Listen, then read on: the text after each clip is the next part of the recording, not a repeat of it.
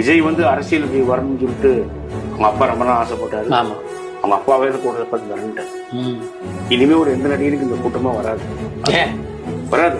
அது மாஸ் அவருக்கு தான் மாஸ் ஹீரோ. வேற நடிகர் பேட்டி போட்டு மாநாடு கூட்ட சொல்லுவாங்க, கூட்டம் கூடாது. அந்த அளவுக்கு ஜனங்க. இதுல வந்து கேரளான்னு வந்துட்டாங்க.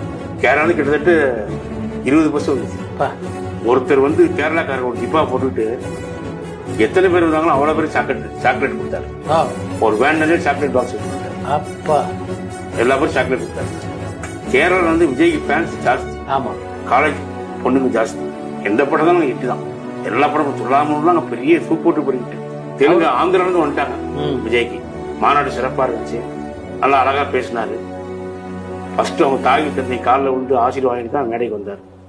அது வந்து எவ்வளவு பெரிய விஷயம். வெளியே தப்பு தப்பா சொல்றாங்க. அவங்க அப்பா அம்மாட்ட கனெக்ஷன் தான் இருக்கும்.